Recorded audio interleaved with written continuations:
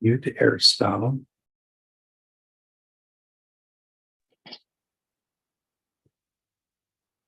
Hello?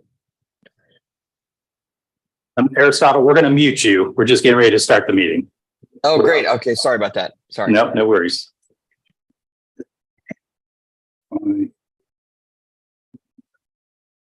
And where's the record? Oh, there it is. Okay. Yeah, volume up a little bit. All right. In the absence of the chair and the vice chair, I'll call the meeting to order as the clerk for tonight's meeting. First order of business, or not first order of business, silent prayer and pledge of allegiance.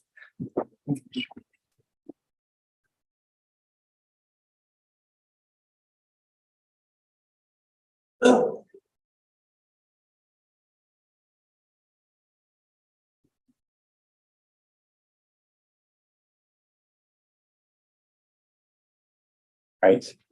I pledge allegiance to the flag of the United States of America and to the republic for which it stands, one nation, under God, indivisible, with liberty and justice for all.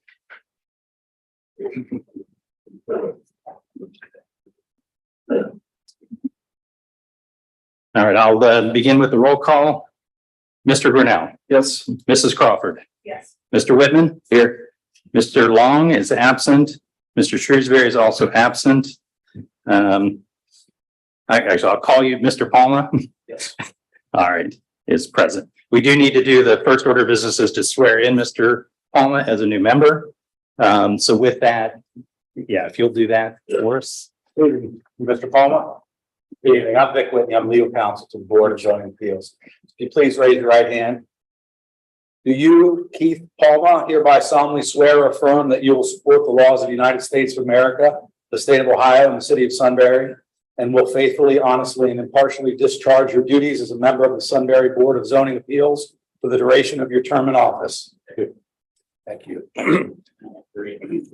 I'll get you to sign this before you leave here tonight. Thank you. All right, and so as I'd indicated, we both the chair and the vice chair are not here this evening. So if we could ask the board to select a temporary chair from among the group. Are there any nominations? Nominate Mr. Grinnell. Any other nominations? Is there a motion to close the nominations? Any objections to closing the nominations? Any objections to Mr. Grinnell serving as the chair? Hearing none, that motion is approved. All right, so with that, I will turn it over to Mr. Grinnell. We are going to change, as the acting chair and I talked a little bit about, we are going to change the order of the agenda this evening to accommodate Mr. Huttress, who is on the line. Mr. Huttress is a firefighter, may be called out at any moment. So we'll get through at least the public hearing portion of that. And then if he needs to leave, we'll be able to do that. So with that, Aristotle, can you put your camera up? Can we see you? All right, thank you. All right, so with that, do we swear witnesses in first, or do we just, how do we want to? I think we should swear Yeah. this in first. Okay. Yeah, so I can give a little speech, and do you want to swear him in? Can you do that? Okay. I'll take. So, good evening, everybody. Again, my name is Vic Whitney. I'm legal counsel with the Board of Zoning Appeals tonight. There will be 3 public hearings this evening. I don't know, some of you may be here for one, maybe you're here for more than one. But the way this works is because it's a public hearing, to the extent you're going to make comment or testify, whether as an applicant or anyone that wants to give an opinion at all on these variance requests tonight, will be on the record and under oath. So you will need to stand up right now if you feel like you're going to testify and give any information at all. If you don't get sworn in, then you won't be able to testify. If you at some point decide that you don't want to actually testify today, you don't have to. So by standing up right now doesn't commit you to testifying, but we need you to do that in order to be able to testify. Like I said, this is being recorded by a court reporter. So we ask that if you do testify, the chair will call you up to the lectern. Please state your name clearly and where you reside clearly so that the court reporter can take that down. There's no questions about that. And then the board may ask you questions or may not, depending. Just make sure that one person's speaking at a time. So if someone asks you a question, allow them to finish their question before you start responding. It's very difficult for the court reporter to take stenography on two people speaking at the same time. So with that said, anybody that plans on speaking tonight, please stand up and the court reporter is going to swear you in. You can all raise your right hand, please. Do you solemnly swear or affirm that the testimony you will present will be the truth, the whole truth, and nothing but the truth? I do.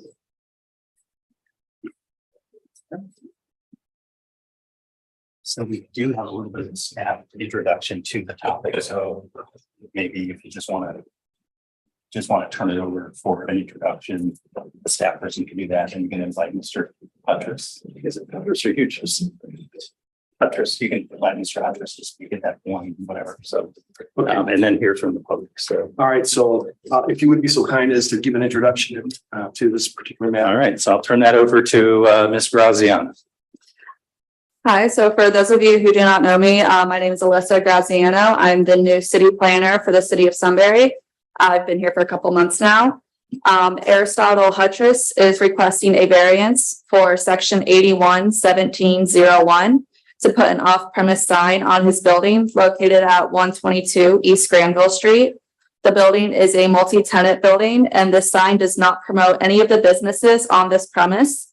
The sign would be on the side of the building facing East Granville Street. In the packet is a copy of the variance application, a narrative statement, and a photo of the sign in question. Yeah. At this time, I invite anybody who'd like to speak on this particular issue. I let the applicant speak first. Sorry about that. Good point. Applicant, if you would please give your introduction. Yeah, go ahead. Aristotle, could you hear us? Oh, you're muted. Can you unmute yourself? Thanks. Sorry, how about now? There we go. Yep. Apologize about that. Sorry. Yes, would you please give your presentation at this time? Absolutely. First, I'd just like to thank the board and community members that are there in attendance for allowing me to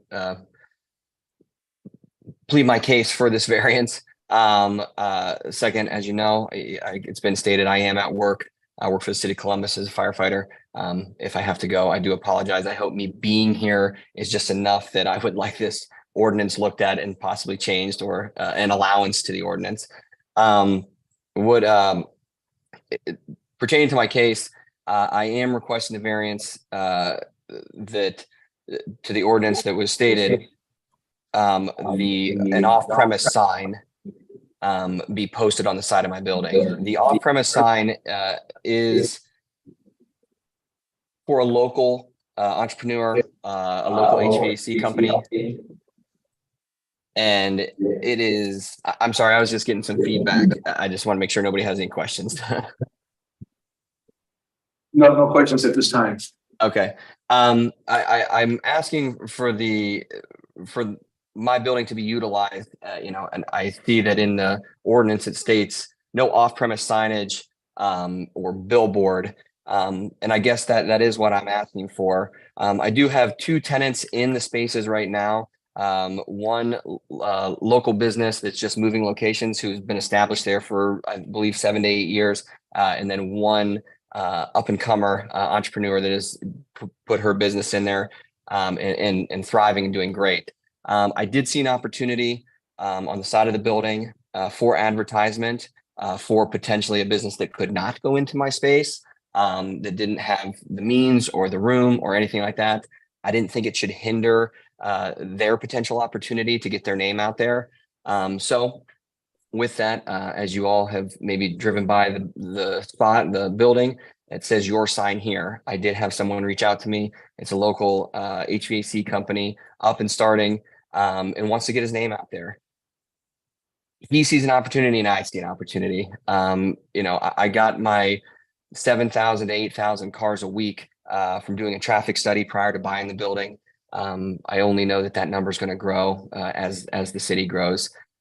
I can understand the ordinance in place, and in my opinion, and I humbly, in my opinion, the ordinance that was put in place was put in when Sunbury was possibly a growing village.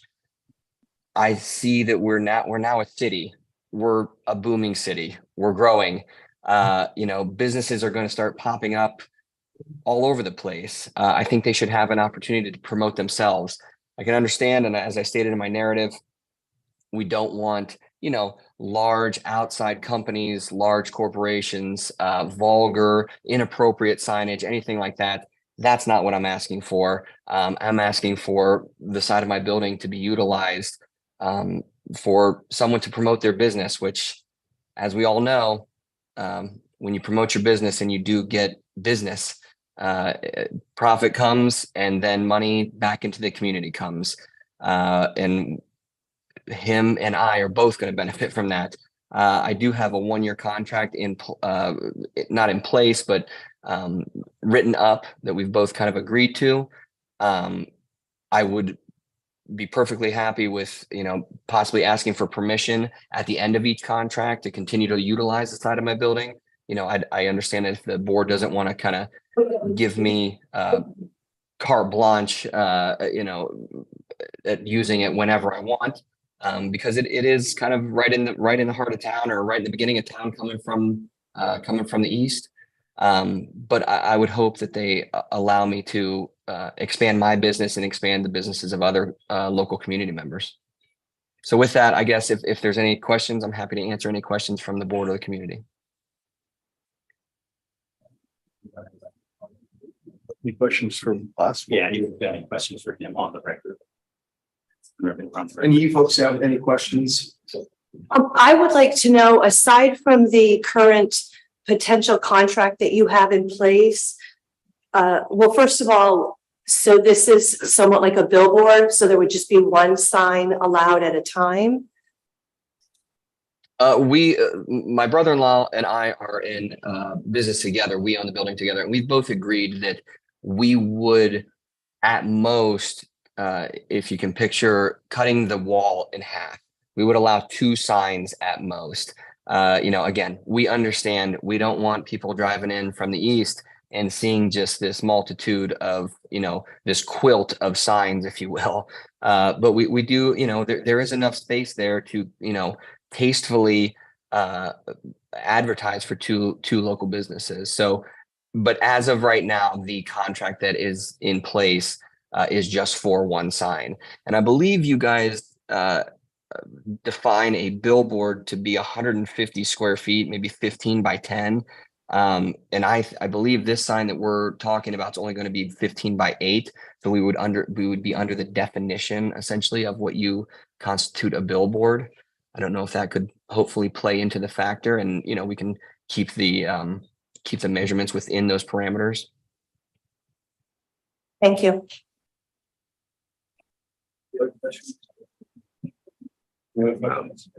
I have a few questions. What's the nature of your business? The nature of my business, or the nature of the business that's promoting? No, the nature of your business I trust that your business owns this building. Is that right? I didn't hear you. I apologize. Does your business own the building in question? That's correct. Okay, what's the nature of your business? Well, at first it started as just a crazy idea, and now it has flourished into hopefully just commercial real estate and investment property. I guess this doesn't go without saying, I am a community member. My wife teaches in the school. I have 4 kids and 3 different schools right now. I travel the streets of Sunbury. I go to the Village Coffee Shop. I go to all the flag football games. I coach in a multitude of youth sports. So I'm not just coming in out of the blue. Yeah, I appreciate that. But yeah, I have limited time, so when I ask you a question, I just hope you could respond directly to that question. Absolutely apologize. So that's okay. So is there any other place that a sign that you would want otherwise, excuse me, let me rephrase that. Whoever is wanting to use your building to place a sign on that building, are there other options open to them that could, along the street or somewhere, but they're just happening to pick this one because you could enter into a commercial agreement with them? Is that the story? To answer the first part of your question, I guess there are other places, but none of those other places would be good advertising spots for any business. This wall is kind of that direct wall. It kind of fits the definition of what a billboard and where it should be and what it should look like. And to the second part of your question, we have talked about other places, but it's here that would be the side of the building would pertain to the off-premise business, and then the business itself, the businesses themselves have signage in the front of their building, in the front of the building, at their doorways, at their doors. So have you ever applied for and been granted permission to put a sign on a building that you own? Have I ever applied for permission to put a sign on the side of a building that I own? Was that the question? Yes, sir. Just this one.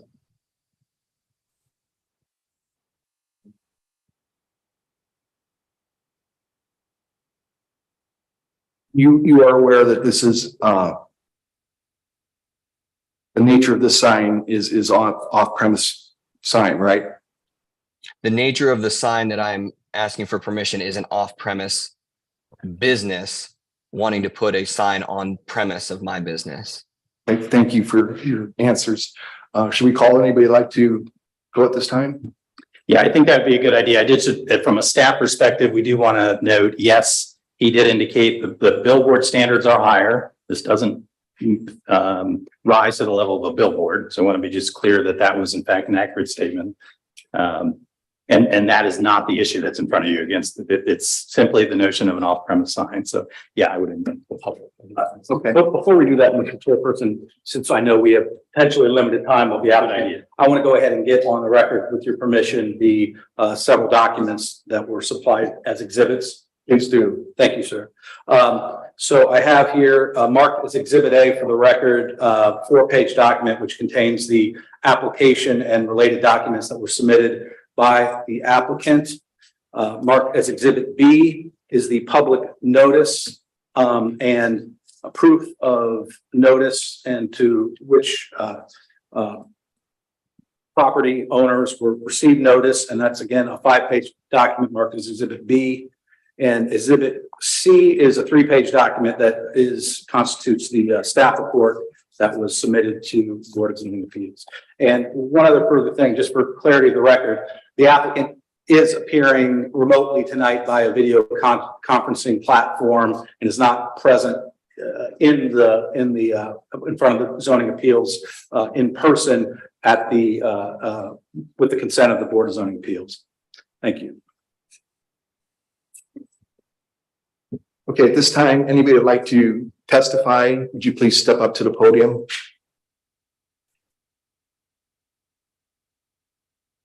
See no movement.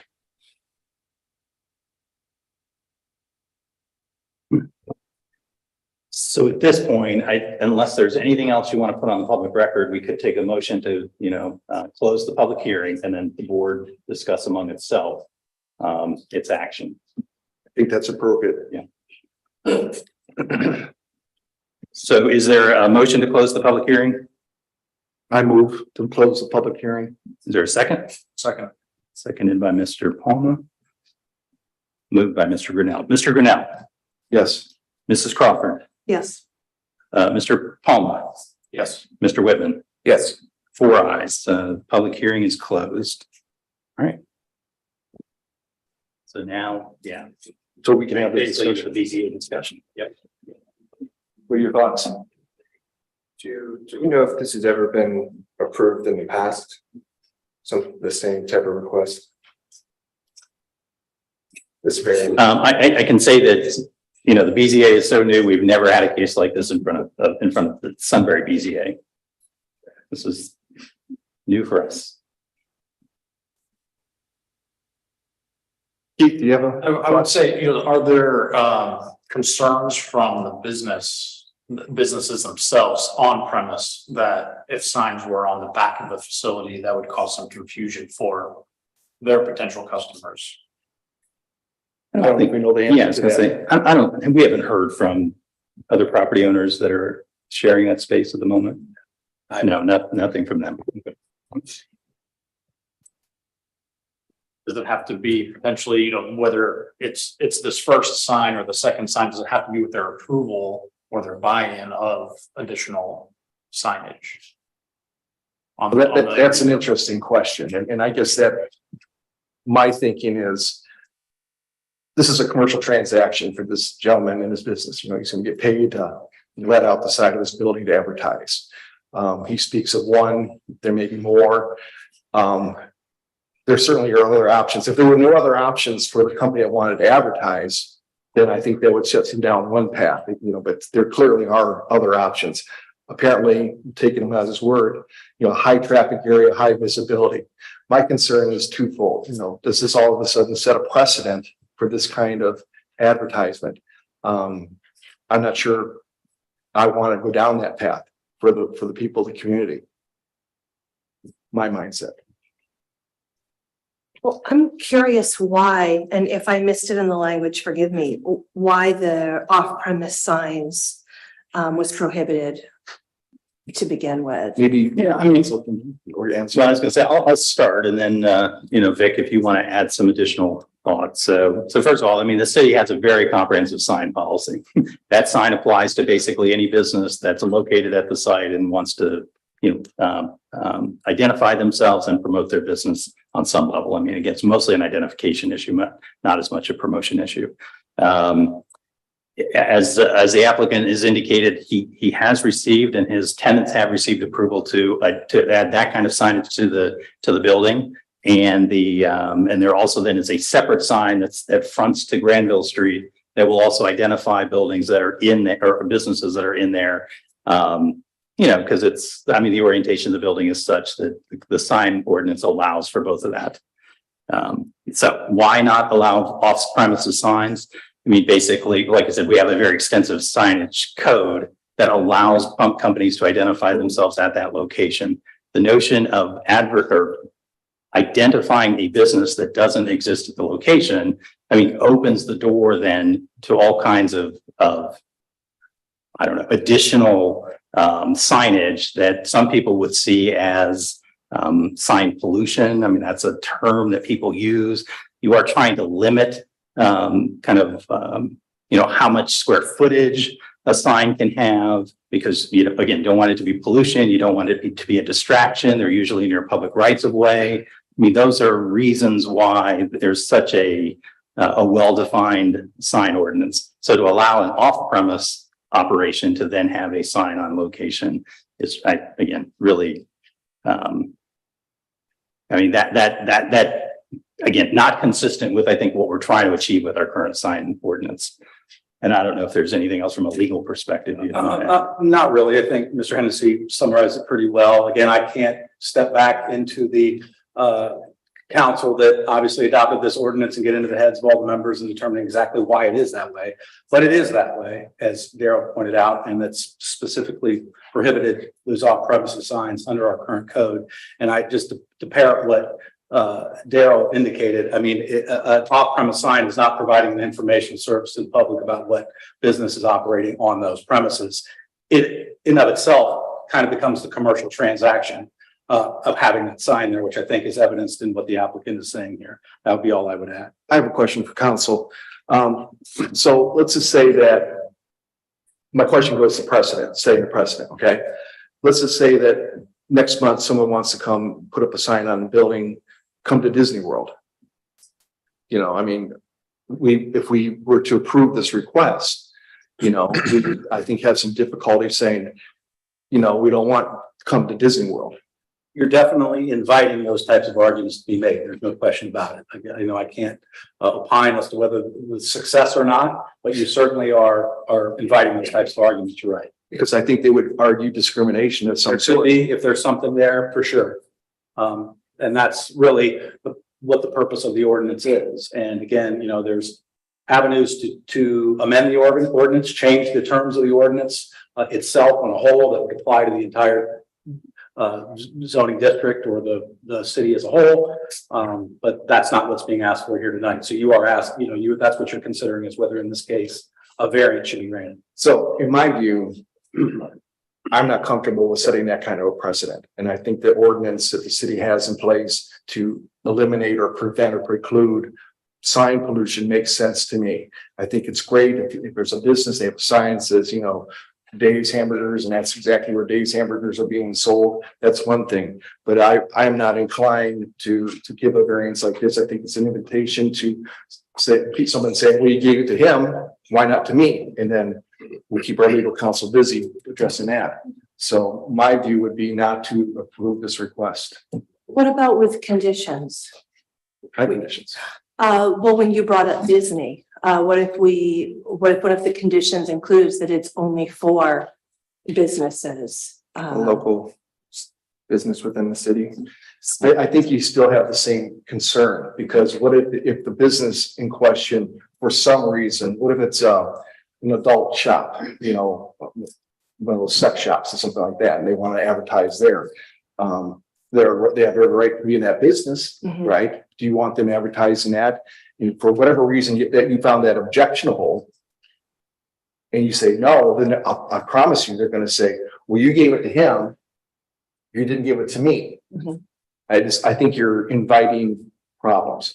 I think if we want something like this, the right thing to do would be to do an amendment to the ordinance that allows this with conditions or whatever that you want. But I just think it's an invitation for a nightmare. With all due respect, sir. And if I may just add one thing on that too, just to the nature of your question, when you get into potentially conditions that involve content-based, then you definitely are, without doing specific legal research on that issue, potentially running into issues with the First Amendment, et cetera. So we're not doing a blanket yes or no on the whole thing. Now we're getting into very nuanced areas that we want to be careful about. I was just going to say content is definitely one of the things that's not in the city zoning sign ordinance. It's location, it's size, it's placement, it's materials. It's not content. Once you get into content, it is a very different animal. Well, and this route is heavily used by school buses, so I can appreciate the content issue. Okay, thank you. Any other remarks? They have anything else? All right, well, we do need an action. We do need a motion. Generally, I don't know, Dick, I'll defer to you. Generally, a motion in the affirmative, I think, is how this usually works. That's right. They would need someone, we need to make a motion to pass, and we would need 4 affirmative votes. Yeah, so at least if somebody could to get it on the table to vote, so we can take an action. Is there a motion to do that? I'll make a motion. Motion to, okay, thank you. Is there a second? Second. Mr. Whitman. All right. So a yes vote is a vote to approve the applicant's request. All right, Mrs. Crawford, No. Mr. Whitman, No. Mr. Grinnell, No. Mr. Palma. No. 4 no's, motion denied. All right. Mr. Hetris, thank you very much. We appreciate your time this evening. Thank you.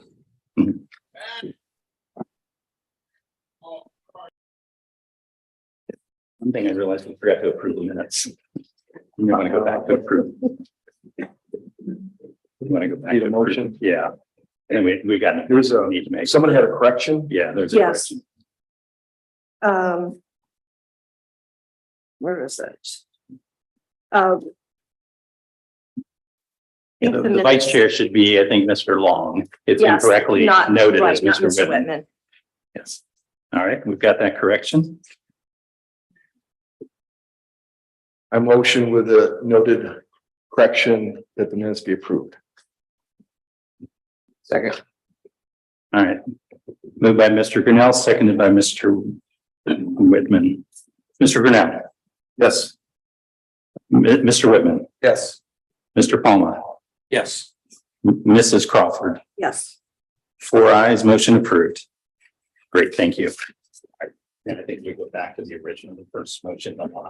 Okay. So is the applicant here? Yes, she's in, yeah, the rest of them are in the room, so. Can we please have the applicant for the lot issue take the stand and testify?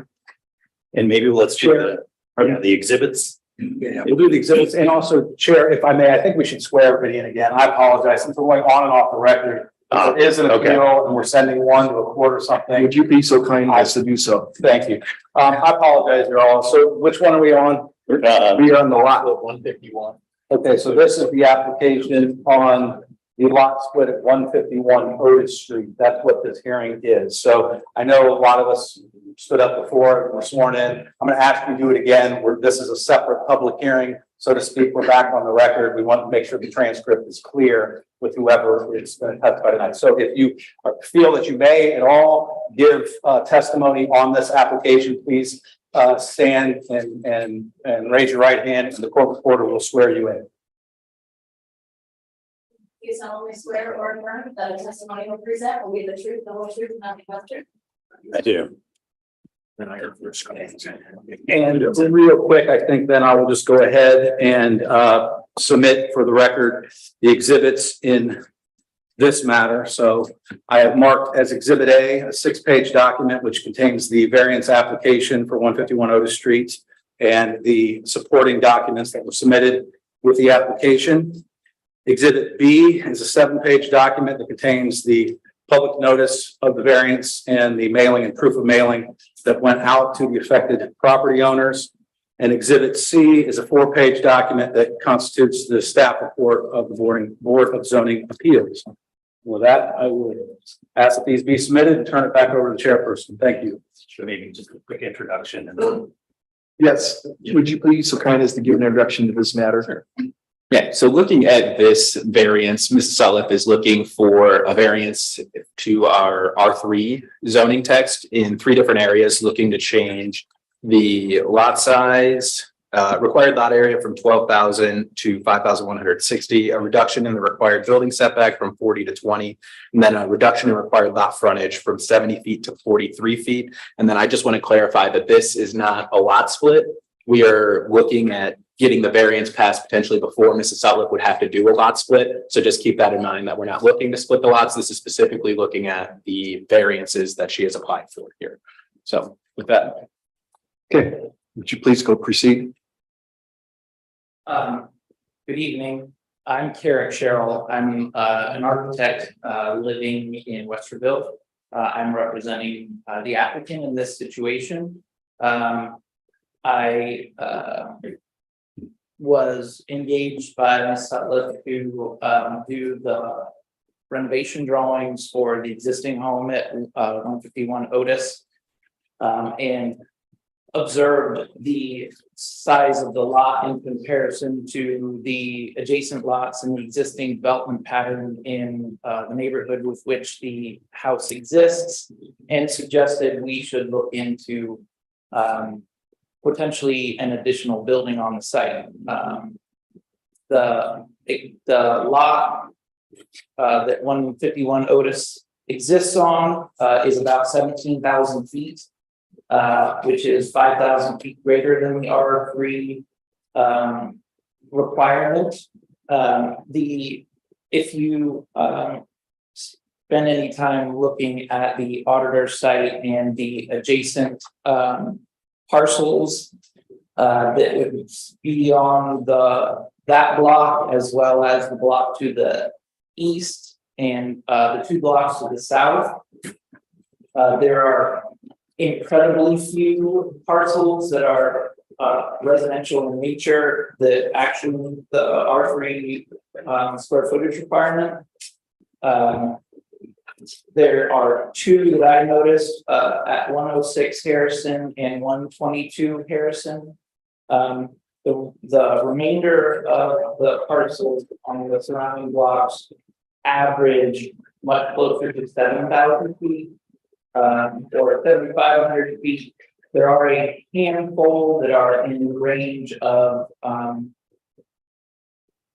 5,000 feet, which is what we have proposed. I would offer to the board that an adjustment could be made to the potential lot split line to increase the square footage of the proposed parcel to be more aligned with some of the smaller parcels rather than to be the smallest parcel in the area. But regardless, I think what we're showing here is that the average for this particular neighborhood is about 2 dwelling units on 1,400 square feet. And which we would have 2 dwelling units on 1,700 square feet, regardless of where the lot split line is. So that's kind of our case for the variance.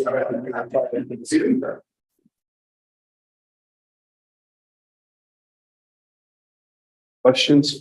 So if I could, could you speak a little bit? We do have in the packet for the members, we do have your rendering of the site itself, the use. Maybe if you draw their attention to the variances that you need, that would help them.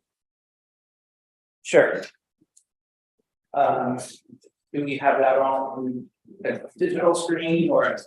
No, it's in your packet. It's in the members pack. Do you have a copy of it? I'm not on, but I didn't.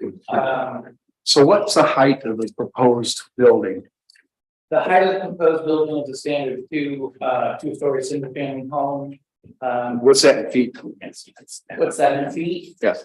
It would be 22 feet to the midline and 26 feet to the ridge line. So the top of the ridge line where it comes to peak. Yeah, and that would be measured from the street line of Otis. It's important to note that there is a significant grade change on this particular parcel. It falls about 8 feet from Otis moving west. So the proposal is actually for a basement level garage. Basically, so on the back of the parcel, the building would be measured a little taller. I'm not familiar with their zoning code enough to know exactly where buildings are measured from, but I'm just trying to give you the facts. Sure, I would presume that it's measured from the ground level, regardless of the slope, but that's a guess. Just out of curiosity, what's the interest behind this project? Why do you want to do this?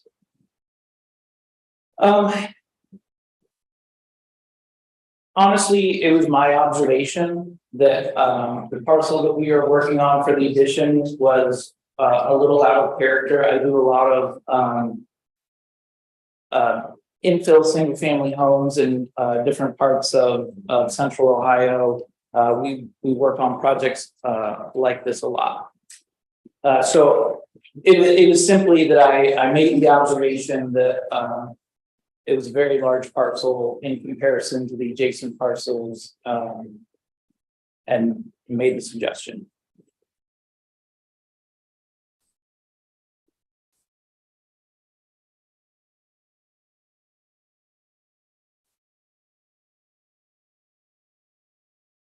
Anybody else have any questions? Just to clarify, so this is the new building, the new house. Is there anything being done to the existing property? There is a single story addition being added to the rear of the existing home at 151 Otis. It adds about 600 square feet of it's basically a great room and kitchen that's being added on the back side. And just to note, that has been approved through. That has been zoning. approved? Yes, that went through me directly. Okay. So it seems like it's a good strategy that if you were to sell off the lot and build on there, you could pay for the addition. That is a reasonable real estate development strategy, yes. I thought so. Should we open it up? No. Yeah, I was gonna say, if there are no other If there's no other questions at this time, we would ask anyone for the public, if you'd like to step up and make comments or presentation, please do so. Yes, miss. Some meeting, for a lot of stuff. Go ahead and allow her to come up to the podium, please. Yes, that's okay. You'll want her to state her name on it. Yeah. That kind of thing. Should I get a show of hands so we can get a sense? It's probably good. Just out of curiosity, how many here today would like to speak on this issue? 2, 3, 4, just trying to get, so we have to set a time. So maybe 5, I think we're good. Okay, miss, if you please state your name so our court reporter can get that down accurately. Have a statement to read and then I'll give a few copies for the board presenting fields. My name is Ruth Patel. I live at 122 Harrison Street. I have lived in the village, both sitting now for 46 years and in a big Walnut community all my life. My father started a business in Sunbury in 1949, and that business is now owned and operated by my son. I owned and operated a business on the square for 27 years. My husband and I reside at 122 Harrison, where there are 2 lots. The first lot, front lot faces Harrison Street. The back lot is adjacent to the property requesting the variances. So I'm very familiar with this area and this is small. We are very pleased that the new owners of 151 Otis Street have begun cleanup on the property. However, we prefer green space and with the understanding of the proposed lot split for an additional structure, we feel it would appear very sandwiched between the existing house and the alley. The proposed 23-foot wide 2-story structure would be as a row house without the row. It does not fit in our neighborhood. The existing house is near the center of the original lot, surrounded by adequate green space, making it a very desirable setting. Most lots in this area have larger yards and are not crammed close together. We realize the financial and the business opportunity for the new owner, but it should not be at the expense of the character of our neighborhood. Zoning codes should respect uniformity and common sense.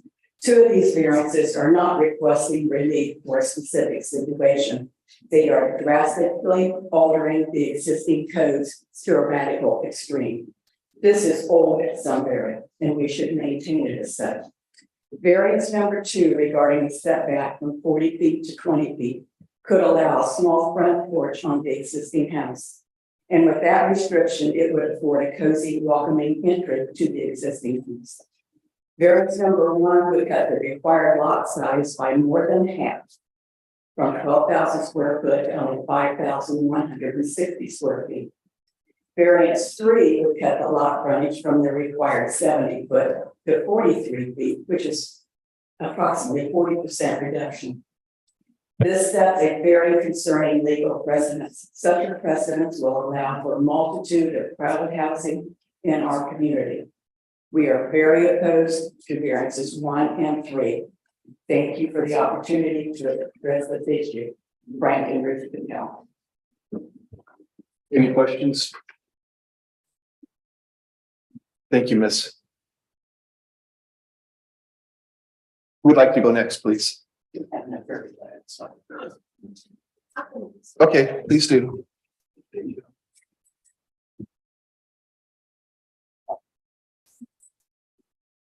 My name is Barbara Porter. I live at 162 Harrison Street. I'm on the corner of Otis and Harrison. My concern about the second possible building site is that its driveway, according to the drawing, comes off the alley. My neighbors and I have had issues with the alleys and having extra traffic on the alleys. I myself had to change my driveway situation 10 years ago because of the amount of traffic that was coming off of the alley on Otis Street where I live. I think that it's unwise to add any traffic or any buildings to these alleys. They were, as far as I know, they were meant originally as a way to deliver coal, I believe, historically. I could be wrong, but that's what I was told originally. The other thing that I'm concerned about is this is a family neighborhood. Looking at that second parcel, there isn't a very large backyard. We are kind of a mixed family. We have people with children in our neighborhood. We have people with older teens in our neighborhood. This is a very quiet street, being that Otis basically ends on one end with the park with J.R. Smith, and then on the other end, it basically dead ends into the I can't think what I want to say, the water reservoir. Yeah. So at the reservoir. So I bought my house about 23 years ago. What I liked about it for my children at the time is that it was a quiet area. It was a safe area. We have no sidewalks on this street. Kids ride their bikes up and down that. Kids walk down that street with their fishing poles to go to the reservoir. We have people walking dogs. It's a wonderful place for people to go walking. I think adding another building off that street is only going to increase traffic and possibly be dangerous. So that's my thoughts on this. Thank you. Any questions? Thank you, Miss. Thank you. For Who would like to go next, please? My name is John Foltz. I live at 140 Harrison Street. I share my backyard with that particular alley, and I do like to spend a lot of time in the backyard, and I prefer not to be sitting around a campfire night with a 2-story house living right on top of me. But besides that, there's not much I can say that others haven't said already. So I'll just go ahead and leave it at that. Thank you.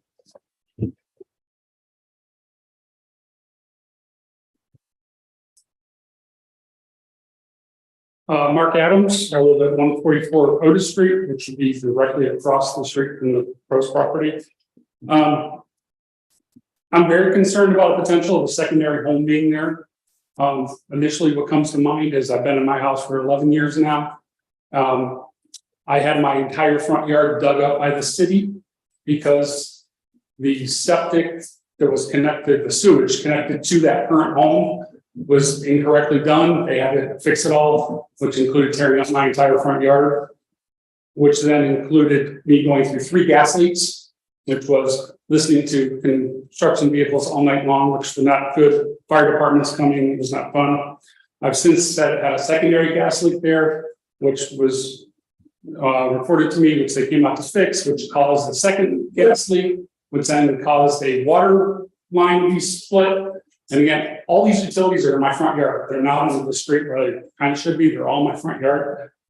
So one of my major concerns is the utilities of Sunbury can't handle another home being there. It just, the older utilities, it's just not going to live. What's also been brought up is the alley. Me being on the east side of Otis, we've been in, it's actually a street on that side for zoning, and we've been in contact with the city for many years trying to get that fixed. My understanding of this is if a driveway were to be put on that west side of the alley, that would make that a street then, which then how's the city going to take care of that? I'd like to know. Again, it's been brought up, putting a home that close to the street, worried about the children in the area, and it's a big fan of the neighborhood. Plus, from looking in, I haven't gone to the property to measure, but I do know there's a brand new utility pole that is right there. So my fear is this brand new home that would go in would be very, very close to that utility pole. So I'm not sure if that would need another variance to get that in there or not. And lastly, just, the aesthetics of me looking out my front door, a pole sitting right there, but not really happy about the excitement of that. And I also definitely think putting a smaller home on a small property is going to negatively affect my property value. And I'm concerned about that. Thank you. Man, I have a question for you. Sure. You made the statement that the utilities can't handle the utilities with an additional home being there. Why did you say that? What's the basis of that? Well, I say that because, like I said, the original repair I had to go through was the utilities were not correctly done from the sewage from that home into tied in, and they had to fix all that. And then in the process of that, 3 gas leaks, and then another gas leaks, the water line. I just think a lot of the utilities running through the city are very antiquated. They're older, and I fear that they're not going to be able to handle another home going in there. And again, for them to be connected, you're going to have to tear up my front yard again. And I'm not looking forward to that.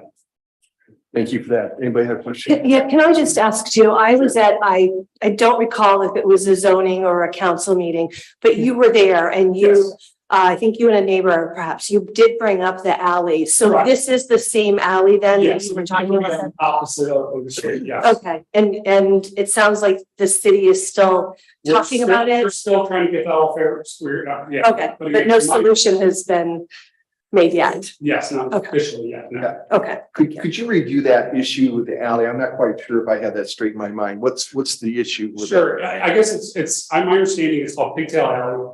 It runs along there, Otis Street. It, I believe, ran all the way to was Ohio, is that on the back? I think at one point sometime, but it's been vacated along the ways. Currently, like I said, the 11 years I've been there, my neighbor's been there 26 years. The city's done nothing to it. to the alley? I'm gonna go street, because I'm looking at zoning laws for Sunbury, say if it's a primary access, it's a street, not an alley. Okay, so that's they're away. Okay. Yeah, so it offers primary access to my driveway as well as to my neighbors, my neighbor, and then there's a secondary home garage in the back that offers that. And the city's just done nothing to that, for snow removal, we have to take care of it. There's been no repairs to it. So we're trying to work with the city, trying to get that done. So again, my fear is if you allow this other home connecting driveway to the other side, which would be the west side of that alley, that would turn that into a street. And is the city going to maintain that street then? Or since we're having trouble maintaining the east side? Okay. Thank you. I appreciate that. Any other questions? As you guys? Any other? Okay, please, miss.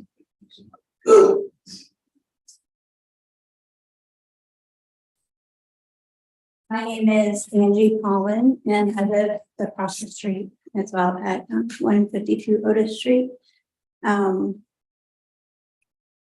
So we live, I just wanted to speak to the lot size because while the lots might be smaller on the different streets, the lots on this section, on our section of Otis, are all oversized. Ours is oversized, Mark's is oversized, Barbara's is oversized. Our neighbors is oversized. And then on that side, they're all oversized too. Brenda's oversized. So there's a lot of green space for this house to go in. It would stick out like a sore thumb on that particular, on our block. There is not any, there's not a lot that has 2 houses with, I don't remember what it says, but 17,000. I mean, it must be a different street than he's talking about because it is not that block. All of our lots are bigger. So it would not fit the look. And when we bought the house 3 years ago, we loved the fact that there was that space and to have a house in the middle of that one. And then I could understand if you were to put 2 houses and move it over, if you were to tear down that house so that they look like they belong on that lot. But this is a house that's in the middle of the lot, and then you want to squeeze another one on the end. And yeah, it's over half of the size would be required. So that's just my 2 cents. Any questions? Thank you, Miss. Anybody else like to speak? Close the public. I think that's it. Yeah, we can. To maybe respond, just, yeah. Yeah. Hi, Michelle Sutliff here. I'm the homeowner of 151 Otis. I just wanted to just say a couple things. I too want great things for the village of Sunbury. Both of my parents went to school here. They both had businesses here. You know, my dad took the first color photos for Big Walnut High School. They own the Sunbury Public Pool. So we have an interest in Sunbury. And when Carrick proposed this lot split, I thought what a great opportunity to have more people enjoy the village of Sunbury as well. I definitely want to make this home look like it belongs, like it fits in, just like I'm doing with the 151. It's completely getting inside and outside a renovation. I'm a realtor by trade, and so I know that there's a vested interest in this community, and I just think it would be great also an opportunity for the village to increase its revenue with another home. I understand a lot of the worries and the complaints, and this is just a proposed home. Like, we haven't exactly figured out exactly how big we want it to be. We're just making sure that it meets the requirements of what the standards are. We want it to look very similar to what we're going to do with Otis, which is just white vertical siding with black windows, very, very pretty. If per se this doesn't happen, just because there's green space there doesn't mean that green space has to stay. I mean, we're allowed to put a garage there. I have a potential client that might want to do a two-story garage or a two-car garage there as well. So I understand that you like the green space, but because it's our property and our home, we are allowed to do something else. We proposed this because we think it would be great for the city. And if you all decide that it's not going to happen, that's fine as well. But I just wanted you to know that, yes, it's an opportunity to make some money as far as the lot, but it's really more about bringing more people to this community, because it doesn't affect me one way or another whether you say no as far as who comes here. I want this village and this town to just thrive and have, I mean, it's just awesome. And I love all the things that you have to offer. And I think a lot of people will as well. So I just wanted to throw that out there. I understand your concerns. As far as the pole, the electric pole, it will be right there. And when I had the electricians out to work on Otis, they said that it might have to be moved, and we can maybe do it underground or move it to the side. So we don't want to make it worse for people. We want to make it better. As far as the alley, the side of the alley that we're on, there is the first sorry, I forgot your name. When they spoke, the alley goes right into her driveway, so it's not like people are going through this side of the property. There's two houses that meet the alley, and then her property to go through. So there's not a lot of traffic going back and forth. And as far as the variance for the setback, we're just asking that it be the same as what 151 is, so that it looks cohesive, not that it's up further or back further. So those are the things that we're kind of the guidelines that we're asking for, just to kind of meet the existing ones that are there. Any questions? I have a question. Are you planning on living in that home? I am not, no. Mm-mm. You don't want to. No, I'm not. Because from my vantage point, where we're going to be living with the basement in this house, we're going to be living at 3 stories. So maybe I can tag off your question. Would this be a sale of a home to a person to live there as their primary residence, or would it be a rental property? No rental. So Home, that's primary residence. okay. Thank you. Yes, sir. Well, can we invite you up to, come to the podium if you're going to speak? Thank you.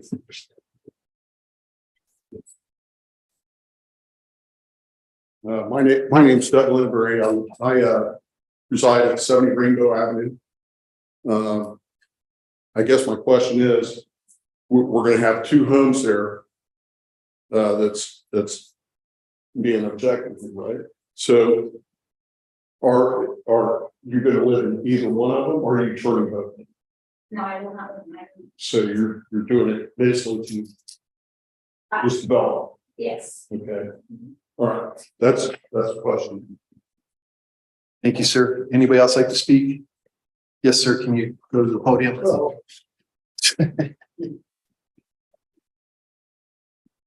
My name is Frank Robert Pickell. My wife spoke earlier. There's just a few things that I would like to state, basically in rebuttal to the developer position. The house they intend to build is not only drastically opposed to the variances that have been supported, not only the legal precedents you're going to set, but as a homeowner, the house will be built, will be sold to somebody which they would have no control over whatsoever. And my wife and I, our property is contiguous on the west end. We would be looking at this tall building in a narrow space from now on. We're not going to move. But whoever moves in, we would have no control over who moves in there. But yet that property would be highly visible to us anywhere in our yard. And we do use the alley in contrary. We have egress in and out of there on both sides. We have a drive, and this alley is egress down to the water drain. But we use that alley to go out, and that's just what it is, an alley. Any questions? Thank you, sir. Anyone else like to speak? Close public. Okay, at this time, I take a motion to close the public portion. I'll second. All right, so moved by Mr. Grinnell, seconded by Mr. Palma to close the public hearing. All right, Mr. Grinnell. Yes. I'm sorry, may I speak? Yeah, a rebuttal. No, I'm not gonna rebuttal. I'm actually gonna request tabling Tabling what? the application. Why?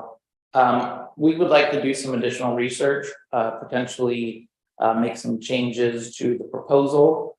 To review some of the comments here, maybe reach out to some of the neighbors to alleviate some current concerns. Okay, so I'd ask legal counsel, I think that we have an application in front of us. We have all these people showed up. I think we should vote on it, approve it or disapprove it. And if they want to resubmit with additional information, I think that's the path. Am I wrong? Well, I mean, that is absolutely a path you take. If the determination whether or not to table it is a determination that the board could make as well. You don't have to, it's within your purview to do it. So if you wanted to entertain a motion in the second to table, you could do that or not. But yes, going ahead and proceeding here tonight on the application is absolutely appropriate. Okay, so the whether to table on that would be our decision. Yes, that's right. Anybody want to make a motion to table this application? Say that I motion no application, tabling this application not be approved. I think we have to make it to approve. Yeah, I was gonna say, yeah, we should state the motion in the affirmative. So Well, if there is a motion. there doesn't have to be a motion. We don't even need a motion. No, the motion we actually have on the table is to close the public hearing. That's right. Move on as we are here now. Okay, so we're not going to table. Well, we can close the public hearing, then you could actually have that discussion about whether or not to table. Okay. That's All right. yeah. All right, so we had a motion to close the public hearing moved by Mr. Grinnell, seconded by Mr. Palma. I'll start the vote over again. Mr. Grinnell. Yes. Mr. Palma. Yes. Mrs. Crawford Yes. and Mr. Whitman. Yes. All right, 4 yeas, the public hearing is closed. All right, now talk about it yourselves in terms of how you'd like to proceed. Would we have to, if it's tabled, would we have to go through the entire process over again, or would they be issuing new? Or would we just be looking at an amendment, so to speak? Well, the hearing is already had, okay, so we do not need to have another hearing. The question would be whether or not you're going to decide to take action tonight or not. The code itself allows for 15 days, so you wouldn't even necessarily have to table it. Now, if you were going to hold another meeting within that 15 days to take action. So there's nothing in the code that requires you to take action tonight. You certainly can, and you can without doing anything within the next 15 days. If you would like to entertain, or if any member would like to move to table this, based on the request of the applicant, that could happen upon second and an affirmative vote of all four of you. It could be tabled to a later date, but there's no requirement that anyone does that at this point. So hopefully that's clear. So the question is, what do we want to do? I say we move on, not table it. When these people showed up, they're looking for an answer today. They would have the right, if they want to, in the future, to start the process over again. To me, it would be quite kind of confusing to get new additional information to then meld with the old and stuff like that. So I think, you know, a thumbs up or thumbs down, so to speak, today on the application as it stands would seem the cleanest path to go. It gives these people closure to what they're looking for. And if there's another day that they want to come back and make their case, and maybe they do something with the lot lines and makes all these people happy or what have you, then that's their right. So I don't think there'd be harm per se by being held for a thumbs up or thumbs down what they applied for today. I agree. All right, so like we've done in the past, is there a motion to approve the applicant's request? Just to get it on the table. Yeah, I move that we approve the applicant's request. All right. Oh, I'll second. Seconded by Mrs. Crawford. All right, Mr. Grinnell. Yes. I'm sorry. I was going to say, a yes vote is to approve the applicant's request. No. Yes, thank you. Yeah, sorry about that. Mrs. Crawford, No. Mr. Whitman. No. I'm sorry. No. And Mr. Palma. No. All right, 4 no's. Application has been denied. Great. Thank you. For your time. Thank you. Yeah.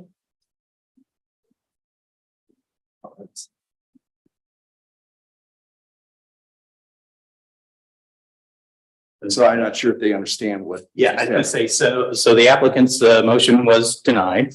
If you, now's a good time to leave if you were here for that particular hearing. I do know we've got one other case. So if you're here for that other case, obviously feel free to stay. It is a public meeting. You can stay if you'd like to, but there won't be any additional action of the regarding that application.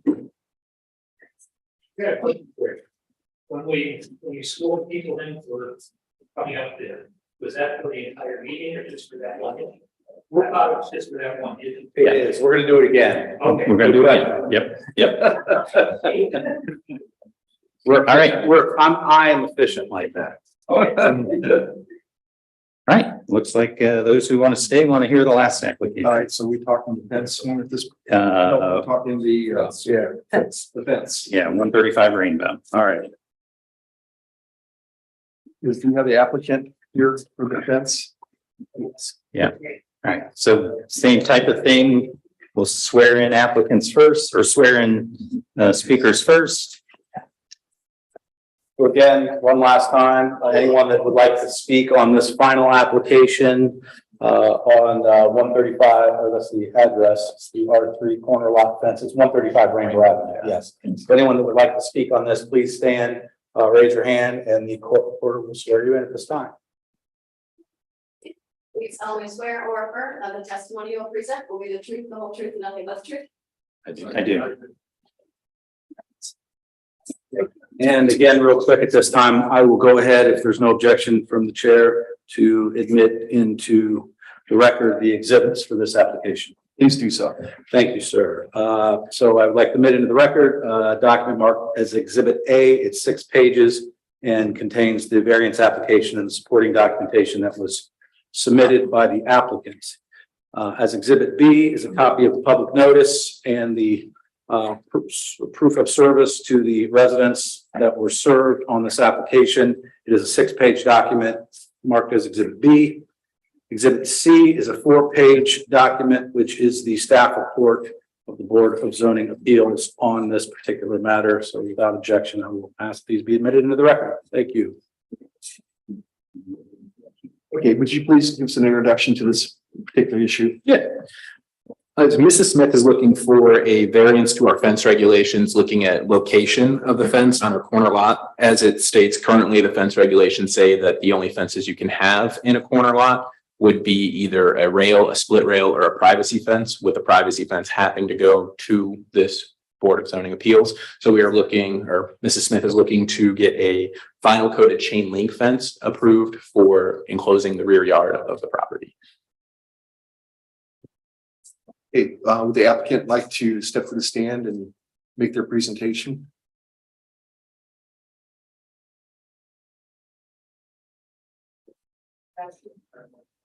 All right, I'm gonna speak on her behalf. She just wants to put up a fence. You say, state your name and who you are, where you live, please. Jerry Young, I live at 186 High Street. Okay, she wants to put up a fence she's babysitting a dog, so she needs to keep the dog in control and grandchildren. So that's why she wants the fence. Is this a chain link fence, like, you know, you had vinyl, is like the chain link portion of it coated in vinyl, is that it? Yes. So if I were to look at that fence, could I see through that fence? Yes. Okay, so it's not a privacy fence. Yeah. Okay. It's not the whole backyard. Thank you, miss.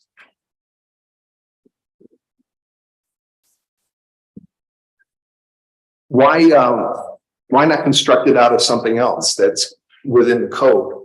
A rail or split rail or something that, you know, a privacy fence, you know, you pick the one category that doesn't get a thumbs up. For that, I can't afford a privacy bed or split rail. Okay, fair I enough. can keep my grandkids and dogs safe and also come in my yards. Okay, understand. Thank you for that explanation. Anybody else have any questions? Is there any kind of restriction in your neighborhood regarding fence type? They told us no way. No, there's no HOA. Okay. So it's simply because it's on the corner lot is the challenge. Yeah, so for our fence regulations, it mentions corner lots, and then specifically it lists if you wanted to do a privacy fence, you would have to come to the BZA for approval. And then it lists if you have a rail or split rail fence, you don't have to come to the BZA for approval. So that's kind of, there's a big gray area between privacy fences and rail and split rail fences. So that's what she's asking for, is somewhere in between both of those. And chain links are approximately 4 feet high, is that what it? I believe it was it 4 feet? Yeah, they said it's 4 feet. Okay. And I noticed that your backyard kind of dips down as well, so you're not even, okay. Roads. 25 feet from the alley, 30 feet from Otis, and 8 feet from the intersection.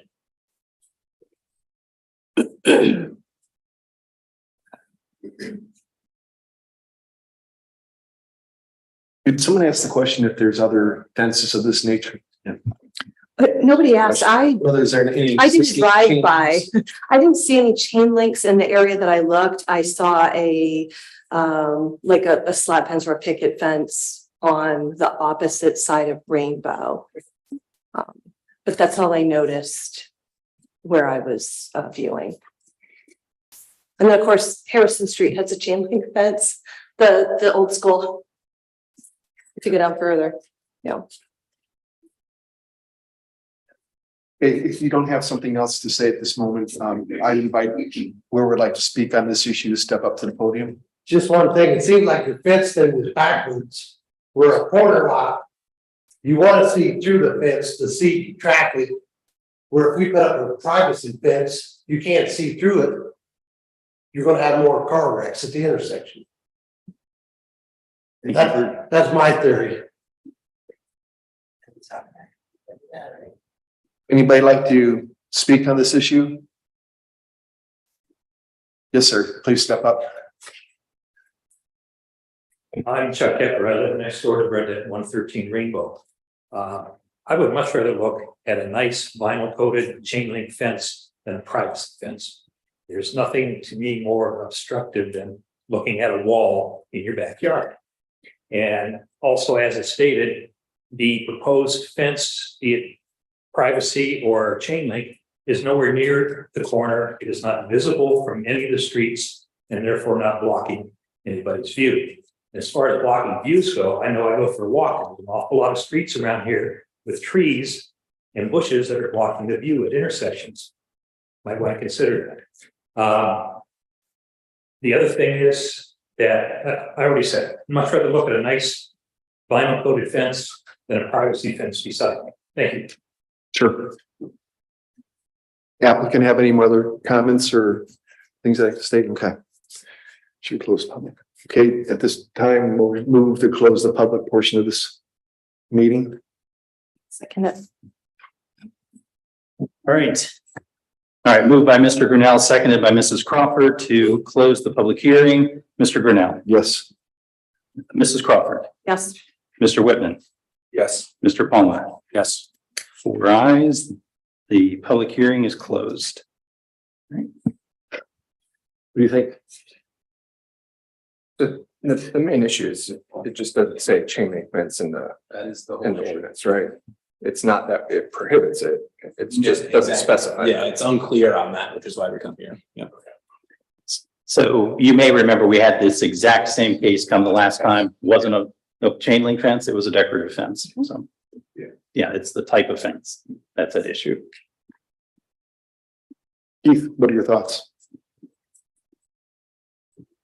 I think there's no, code to, in the neighborhood to, there's no HOA to avoid fencing. So that's open. I think, the reasoning behind having a nice fence makes sense. I understand where the applicant's coming from and the needs that they have.